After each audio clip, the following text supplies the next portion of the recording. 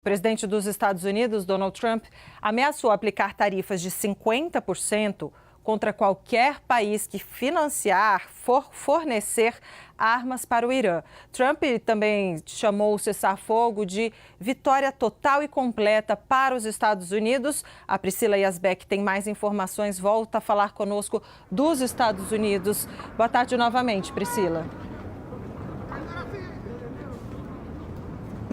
Oi, Débora. Boa tarde a você mais uma vez, a todos que nos acompanham. Donald Trump fez duas publicações hoje nas suas redes sociais. Em uma delas, ele falou sobre a aplicação dessas tarifas de 50% com efeito imediato. Falou que não haverá exceções e nem isenções que seriam aplicadas aos países que fornecerem algum tipo de armamento ao Irã. Isso depois, claro, de concordar com o acordo de cessar-fogo que foi anunciado nessa terça-feira. Mas Donald Trump não especificou qual vai ser a base legal para aplicar essas tarifas, já que recentemente a Suprema Corte dos Estados Unidos derrubou a autoridade do governo americano para aplicar as tarifas que foram feitas e elaboradas com base na Lei de Poderes Econômicos de 1977. Então há uma dúvida exatamente sobre como Donald Trump aplicaria essas tarifas. Lembrando que essa decisão da Suprema Corte determinou que o governo Trump devolva 166 bilhões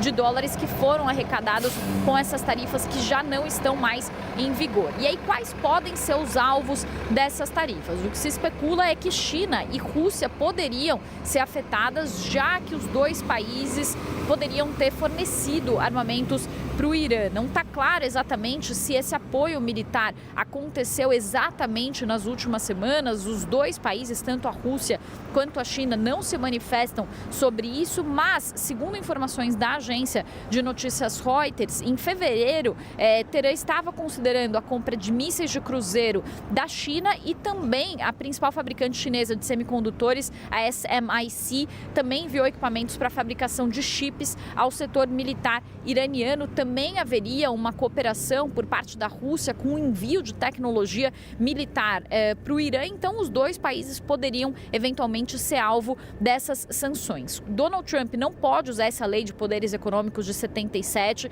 por causa dessa decisão da Suprema Corte, mas ele poderia usar, por exemplo, a seção 301, que é uma seção da Lei de Comércio dos Estados Unidos, que foi aplicada, inclusive, para impor tarifas sobre a China ainda no primeiro mandato de Donald Trump, mas isso exigiria um período de consulta pública e ele poderia também usar a seção 232 da Lei de Expansão Comercial de 62, da era da Guerra Fria, que permite também tarifas setoriais para proteger indústrias com base em estratégias domésticas de proteção de segurança nacional, mas isso também precisaria de consultas públicas e de uma investigação sobre essas práticas comerciais. Então, são medidas que não são fáceis e é por isso que, mais uma vez, esse é o tipo de fala de Donald Trump que é interpretada como uma retórica, já que houve muitas críticas sobre essa operação que aconteceu no Irã, sobre a guerra no Irã e sobre a forma, esse desfecho com esse acordo de cessar-fogo,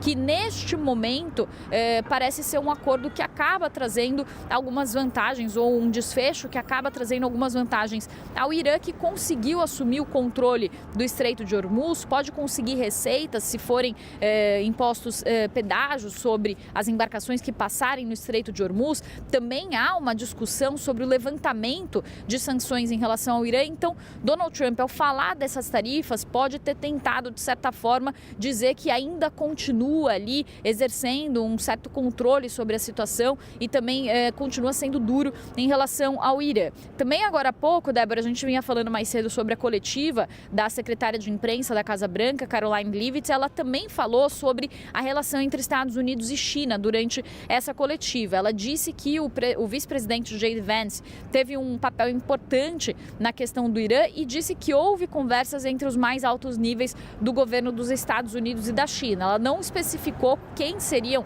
esses integrantes desse mais alto nível que conversaram, do governo chinês e do governo americano, mas lembrando, há uma previsão de uma viagem de Donald Trump à China entre os dias 13 e 15 de maio, e ela falou que no que diz respeito à China houve conversas nos mais altos níveis, disse que o presidente Trump tem respeito pelo presidente Xi Jinping, uma ótima relação de trabalho com ele e com a China, e disse que ele espera visitar a China dentro de algumas semanas. Portanto, não é esperado ou seria surpreendente se neste momento o governo Trump impusesse tarifas novas à China às vésperas dessa viagem que está prevista então para o início de maio. Também o representante comercial dos Estados Unidos, o Jameson Greer, disse que Trump vai buscar manter a atual estabilidade nas relações com a China, preservando o acesso dos Estados Unidos a minerais de terras raras, e disse que não há, que o governo Trump não vai buscar algum tipo de confronto com a China durante esse encontro. Isso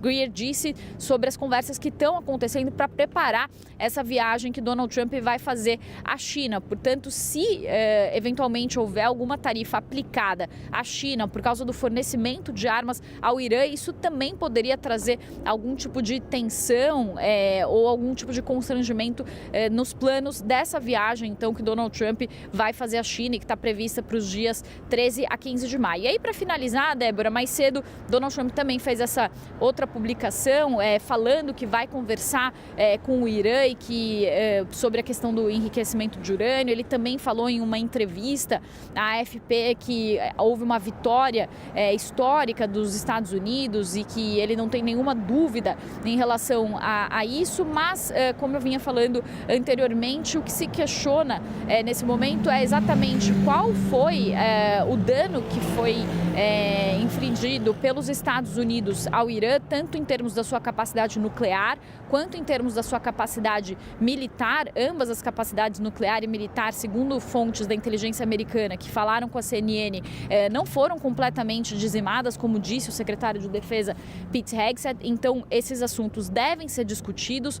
Os Estados Unidos dizem que é uma linha vermelha o enriquecimento de urânio no Irã. A Caroline Leavitt, a secretária de imprensa da Casa Branca, falou sobre isso agora há pouco. Então, essa deve ser uma questão também conversada em Islamabad, na capital do Paquistão, durante essas conversas que vão acontecer ao longo do final de semana. E também a questão que a gente vinha falando sobre essa joint venture, ou seja, sobre essa parceria comercial entre o governo Trump e também o governo iraniano para administrar a passagem de embarcações no Estreito de Hormuz. Se isso de fato acontecer, Débora, e nesse acordo eventual houver algum tipo de parceria de negócio entre o governo Trump e o governo iraniano, esse pode ser um desfecho para esse conflito extremamente inesperado, né? Já que Donald Trump vinha falando sobre inclusive acabar com uma civilização ontem mesmo e agora já está falando sobre uma parceria comercial. Então isso mostra também um pouco de